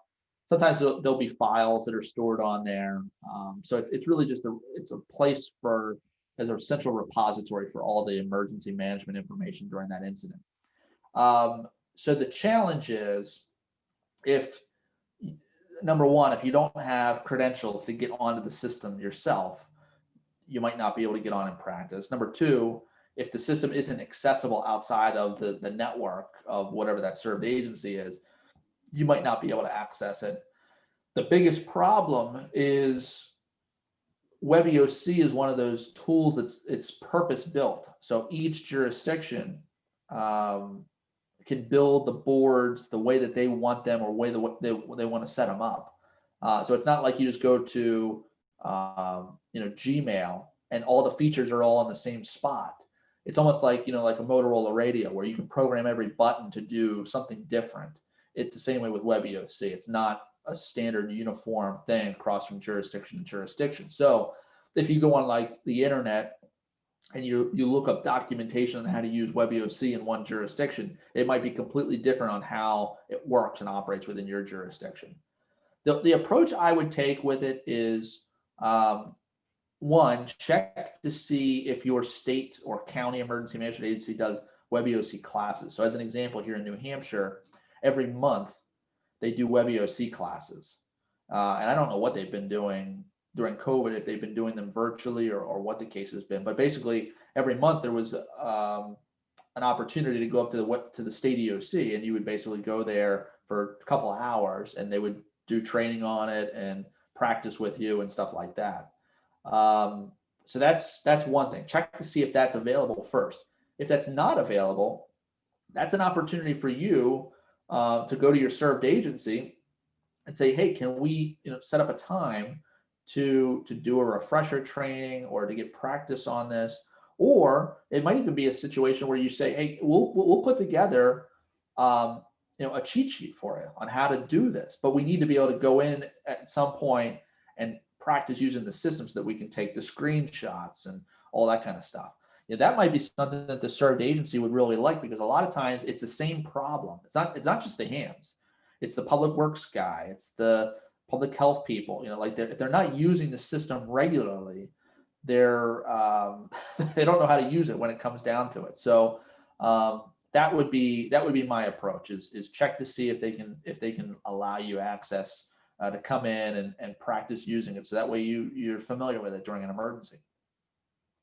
Okay, Dan, KJ7PJB, said very well presented. He liked the Menti interaction, and I also did as well. I think we need to talk, Justin. Yeah, yeah, no, I think that that worked out well, and especially since it's challenging to kind of get the back and forth here, so it's a good way to get people involved. Okay, Chris, as a ham, also as a member of a served agency as COMI, I'm not sure what that is. Oh, Kamel, communications unit leader. Okay. I wanted to see what the ARES point of view was and what ARES might be bring to the agency. Perfect. Well, I hope he got kind of an indication of what resources might be available. Okay, and David KD4CLJ asked, in the ice storm of 2003, I had to help out a local fire department and get into the web EOC because I had a cellular modem, and the fire only had a hard line. So, and that's a great example. Again, I always talk about how, how hams, a lot of times they've got maybe an engineering background, they're very technical. Don't get hung up on ham radio. Like sometimes the skill or the capability that you bring to the table is completely outside of that realm. Because you got to remember the people we're working with in these served aid, like firefighters. I mean, Jesus, they don't know how to work. They barely know how to work their hose, let alone a computer. So you got all these people here in the room in the EOC that might not be really comfortable with the technology, and the IT person for the organization, they might be in and out of the room. They might not even be there. So it might be a circumstance where you have the quick answer to somebody just because you got that background knowledge, or have an innovative or creative solution to get through it. And that's why we always say, try and work the problem and figure out what might be an option to get through the solution. But consider this as well. We don't want a circumstance where if the mission of the organization is not to do anything outside of amateur radio or whatever the case might be, we don't want you to get in trouble with your leadership. So always work with them. I know that's been one of the reasons why a lot of served agencies have looked at sort of that auxiliary communications system model, so that rather than just it being amateur radio, it's also taking into account the different technologies and skills that folks and volunteers can bring to the table and help out during an emergency. But the other thing that I would hope that you did during the ice storm was document that and get that into the after action report. So that way that served agency could go out and get a cellular hotspot for the next emergency. It's really key to document those problems so that way we can prove that investments and funding are needed to resolve those issues. Okay, here's a comment from Wayne, N1CKM. He's our section emergency coordinator for all of New Hampshire. He says we do have a current MOU. So then he needs to update the website, I think. Yeah, I was looking last night and I thought it said 2009, but I might be wrong. I don't know. I guess we got a little work to do there. Let's see, Silky, I think is KC2ENS. Thank you for sharing your time and expertise. Love the interactive question and answer survey. Also, thank you for the background helper. Oh, for me. Okay, glad to help out. David, KD4CLJ, lawyers, 5,000 pages. They call it a brief. Yeah, no, I can imagine. I can absolutely imagine that. Yeah. Okay, Dave, WA1ZCN, he's our boss here running the whole show.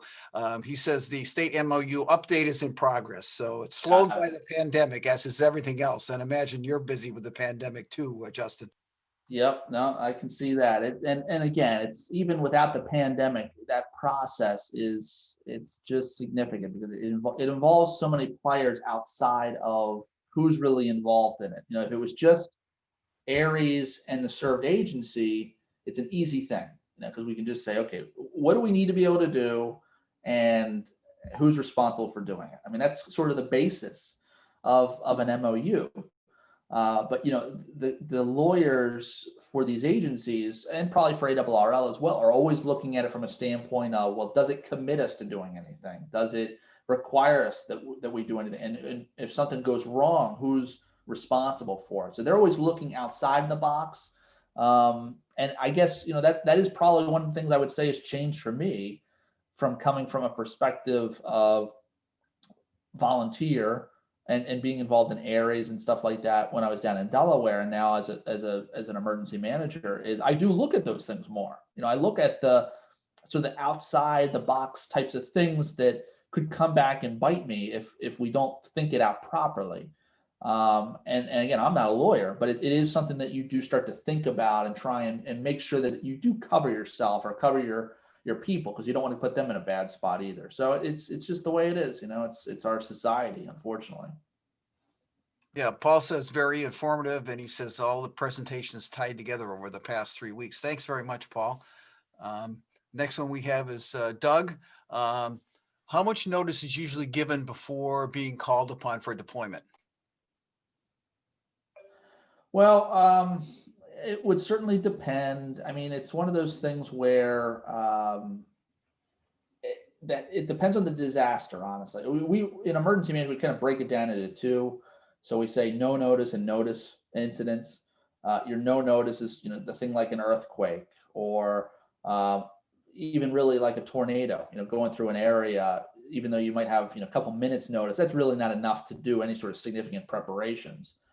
Whereas if you've got a major winter storm, or if you have a hurricane coming up the coast, that does give you time to make necessary preparations so that you can ensure that you've stocked up on equipment and supplies, that you've refueled the generator, that who's going to work the first shift, the second shift, the third shift. You've kind of lined people up. So it really depends. It depends on what type of hazard you're dealing with, and from there, then you can really get a better indication of how quickly you'll be notified. I would say, from my perspective, one of the things that I would recommend is be familiar with the activation process for areas for your specific organization. Is the process a call tree? So know how to expect to be activated, or is it an email blast, or is it a text message system? What's the system that's being used to notify you? Because that's the most important thing to be aware of.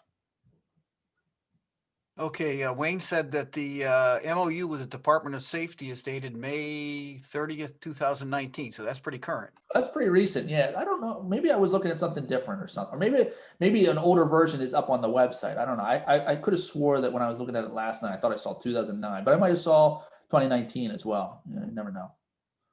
Okay, we'll make sure we take a look at that. Bill says ARL does not and will not provide insurance, and I know that's true. This is a local issue and comes in some cases. For example, if ARES members meet with specific requirements to obtain insurance, the details matter, and they sure do with insurance. Absolutely. No, absolutely. That's a key thing. And again, that's really why it's important for that. And that might be something that's covered in the MOU. I think, honestly, you're going to put together an MOU. Those are the types of things that should really be in there, because those are the things that are going to come and bite you later. But that's why we see a lot of times, ARES members might be dual hatted as volunteers with a served agency to ensure that whatever coverage for volunteers that's provided by an organization is there. I know in Delaware, what was done there was all the ARES members were also RACES members, and that way it ensured that there was no, we didn't have to worry about whether there was coverage on the ARES side or whatever. It was just they were volunteers, they were agents of the state. And so that was the key that we got around. But it's going to depend jurisdiction by jurisdiction and what state laws and regulations apply, what local statutes and all that stuff apply. It's important to know. Wayne just commented, if you were officially signed into an active event with a local or state agency, you should be covered for liability. And I can state that from a CERT standpoint. I know with our town, CERT is, if you're called up by CERT, specifically called up, you are covered by workers' comp with our town. That's something that we have in writing, and all individuals in areas should make sure that they have that information from their local or state agency. Comment on that, Justin? Yeah, so the key there is, and the CERT example is a good one, and we've been working through that issue on the CERT side here in the state for quite a while. The reason that it's sort of set up like that from those communities' perspective is because they're using a pooled insurance through primaries. And it's pretty easy to just sort of add coverage for the volunteers to perform those services. That is, as Wayne had mentioned, that's exactly correct. The key is you have to be activated and working the incident, like signed in, and that way we can ensure that you're associated with the response. That is separate, though, than the requirements that are in the state statute that says during a state of emergency that disaster volunteers are covered for liability. But regardless, and then this is just important to be aware of as well, there's really two different types of coverage being provided. You're talking about liability and you're talking about workers' comp. Liability is you do something wrong and injure somebody else or cause a problem somewhere else. That's liability. Workers' comp is if you get injured doing something, will you be covered? And in many cases, the majority of cases, served agencies are not providing that coverage. Okay, KI7ANV asked, do you think served agencies are interested in using direct to end user network communication services, for example, tablets with email and SIP phone that are connected through a mesh network when their normal networks are inoperable? So, yeah, so I'll say it from this standpoint. We've actually looked at some of this stuff, but back when we were in Delaware, and even today, we've kind of looked at these types of systems using amateur frequencies to build sort of these mesh networks and provide this type of service. So sort of from a theoretical perspective, served agencies want as much kind of what's the word I'm looking for? They want they don't want change. They do not like change. They want to be like, if they're sending emails and that's their primary means of communication, and email goes out, they want to have something that looks and feels like email. The same thing goes for voice communications. Like if they're familiar with using a land mobile radio and it works this way, they want to be able to do something very similar to that. And when you add additional requirements, like now you've got to talk to an operator to send your message for you, that is not as comfortable to them. So absolutely, in the case of what he is mentioning, what they are mentioning, that type of service would be valued. The problem is it's one of those circumstances where it's almost like it could be an oversell versus being able to over deliver. Those types of systems put together could require significant investment, could require a lot of coordination to get equipment set up on at the facilities and things like that.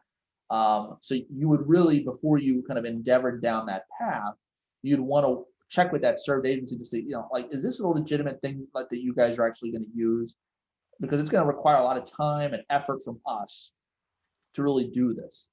And we want to make sure that we're using our time wisely.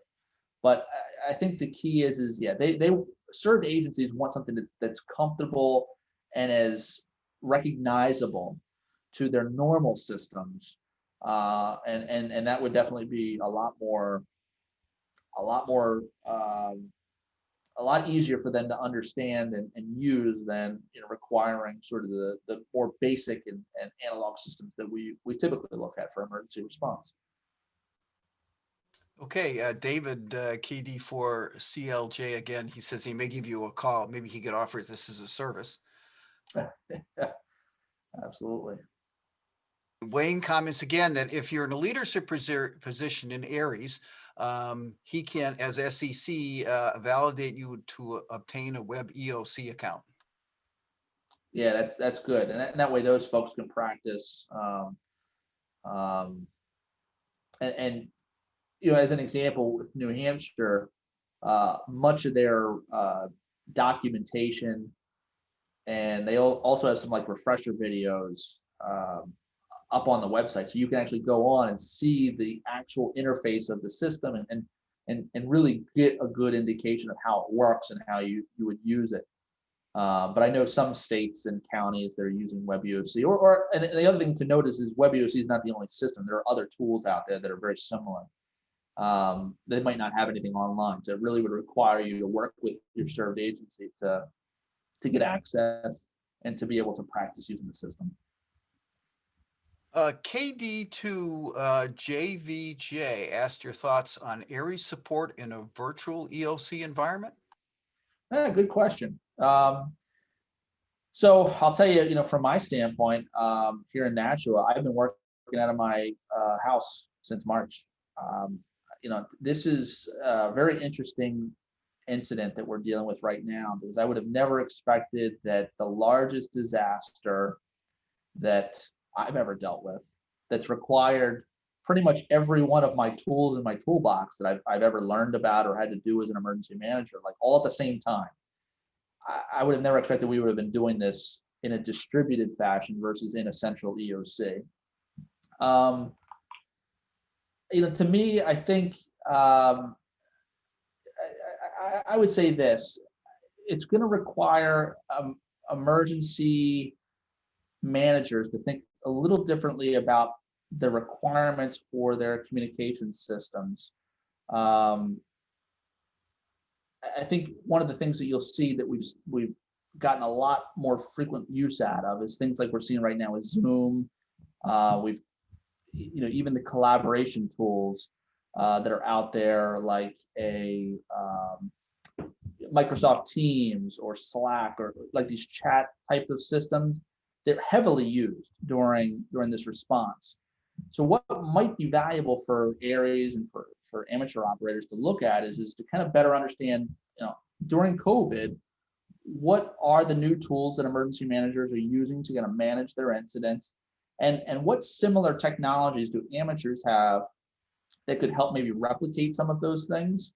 I think the biggest challenge, though, for amateurs would be if you've got people like me and all of my staff and all of the other city key leadership staff in their homes operating, and we saw what we're kind of talking about, the dual disasters. You're in the middle of COVID, but you're also dealing with a major winter storm, something like that. How do you provide communication support that number one, none of these people are licensed. Number two, they don't have equipment at their homes. Even here, I'm a licensed operator. I don't have equipment here at my house. I get a handheld radio, but that's not going to be sufficient for what we need to do. So that is really going to change the dynamics of what's going on, and it might require, in the case where there is a communications failure during the middle of COVID response, it might simply be the emergency manager has to say, well, look, we're going to have to go to the EOC, and we're just going to take any sort of special precautions as a necessary kind of response. We're going to have to go to the EOC, and we'll have to weigh the risk of trying to go there. So I think that's something that amateur operators should consider, is really what has changed after COVID, and how can we better provide support to our served agencies. It's a good time for them to have a meeting and talk about those changes. David comments again, often served agencies don't know of hams in their own organization. I was supporting American Red Cross during Hurricane Fran in North Carolina, and we were scrambling to find supply drivers who were also hams. Yeah, it's one of those things where sometimes, and we know that sometimes people get a license And then they, they don't really use it afterwards. And so, or, a lot of times they'll let it lapse. And so they might have some familiarity with it, the concepts and sort of the capabilities, but they might not be an active ham anymore. So that's probably one thing to consider as well. Is in that slide I had mentioned about check to see who's an active ham, but also maybe see if anybody was licensed at any point. Even them, they could be allies in the overall response. I see Jim's comment too about the fireman comment. The funny thing is I was also a firefighter too, so I'm allowed to make jokes about them. Okay, Bill KTE says, great job. He said, very useful information that's common sense and sometimes ignored. Yeah, no, I would agree. I think, like relationships, I think those are general techniques that we can use even within areas, to build stronger relationships with the team members. So it's definitely not unique to us. It's definitely common sense in some cases. And David, exuberance of youth and reason of age. That's right. And let's see, KB3JUV asks, in your experience, what is the one thing as an EM director you'd want to see ARES in general improve upon when working served agencies? Good question. Well, I think, in our case, I think being able to, and I get I'm probably biased on this too, because I am I have been involved in amateur radio, but I think the key is to be able to translate very technical information into very simple concepts for the served agents. I think that's probably the number one thing I'd like to see. I'm sort of biased on that because I do understand the technical side of things, but I think in a lot of cases you can go to a served agency as a radio operator and maybe sort of overwhelm them with what would be required to kind of get up to speed, and they might not really recognize that it's pretty simple to set up some basic communications links between sites. So I think that's probably the biggest thing I think that would serve a lot of amateurs better is be able to translate highly technical information into something to say, hey, look, this is the basics, this is what we can do, and this is how we can help. Okay, Doug is on call at a hospital, and he asks, are ARES members on call? I wouldn't know the answer to that. I'm sure that probably also depends jurisdiction by jurisdiction on how ARES does things. I know, like back in Delaware, one of the things we would do is, at least for for net control, we would have kind of a roster for the month of who would be sort of the primary. So that might be sort of the closest thing to that, but it's going to really depend on how that relationship is between ARES and the served agency. I know I can comment for Hillsborough County. We do have relationships with the hospitals in Hillsborough County, and I know Fletch, N1E MEO, who's the EC for Hillsborough County, will sometimes be called and asked to support through ARES some of the various served agencies, including the hospitals. Yeah, no, and that's that's a great thing to have. When you've got it kind of goes back to the whole professionalism thing.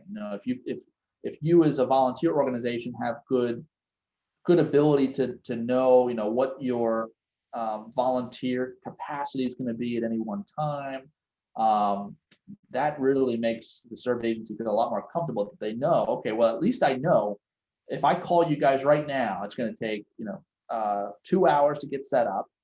I know that I'm going to get 2 operators. That's great. Those are some very tangible things that you can use to plan what gaps might exist during an emergency. Yeah, James comments, he thanks you, and he says he's a new ham operator. James, sign up for ARES. He said this is an eye-opener on ham involvement in emergencies. Great. And David again commented, served agencies want consistency and reliability. Yep, Absolutely. Yeah, can't stress that enough. That is that is really it. It really is about consistency, and that's challenging in a volunteer group. Again, just like other volunteer organizations, it doesn't just apply to amateur radio. When it comes down to volunteer firefighters, when it comes down to Red Cross volunteers, they want the consistency of being able to call for that resource, and it shows up and it does what is necessary. Not, well, it's a Saturday and nobody's available to help. So that is a big challenge that all of us have to try and overcome. The best way we can get around that, though, is to continue to do things like this, where we're recruiting, retaining volunteers, and trying to keep them engaged in the work that the served agency is doing. We know, and I think I haven't watched the video, but I know that there was a session on kind of working with volunteers, and I would hope that in that session there was some discussion about keeping people involved, keeping people engaged, because that's the way to keep them, so that there is consistency. That way people don't kind of stop getting involved and stop showing up, and then there's nobody to help during an emergency. Yeah. Tony, thanks you for a very informative presentation. And David, again, he used to carry a pager for the National Weather Service to call it for Skywarn. Interesting. Yeah, no, and again, depending on the types of organizations and everything, it could be some situations like that as well. Absolutely. One of the attendees asked, are you familiar with the HARP Hospital Amateur Radio Project? I don't, not really. I think I might know what it is. I think I've heard of a situation where there was a sort of like a mesh network that was between a bunch of hospitals, but I might be talking about something completely different. So no, not really sure what that one is. There is that in New Hampshire. And Wendy comments, thank you, very informative. And I think that's all the questions we have at this point. Great. Well, I certainly appreciate the opportunity to talk today. And I think, again, I hope everybody from this presentation will sort of take out some ideas as to how to go back to their served agencies if they're already working with them, so that they can build a stronger relationship. And then for those that may be looking for new customers, at least you have some tools that you can use to reach out to them for the first time. And then, finally, this presentation really did cover sort of the do's and don'ts for every person who might find themselves in a shelter or an EOC or wherever they might be. The key is professionalism and being reliable and being willing to work and solve the problem. So thank you all for attending today. Okay, thank you very much, Justin. Appreciate doing that, and it was great with that interaction on METI. That was really super. So this concludes the last session of the 2020 Ham Exposition New England Aries Academy webinar series. This and all the rest of the presentations are available on YouTube. Just search New England Aries Academy in the search box, and you will find all the videos. Give us a couple days to get this one up. Many thanks to the New England division and all the presenters and the folks at Ham Exposition. And don't forget the virtual banquet, which is November 7th. You must register for it. Go back to the New England Exposition, and that's not EX with an X, hamexposition.org, and register for that. 73, and thank you for attending. Hope to see you next year.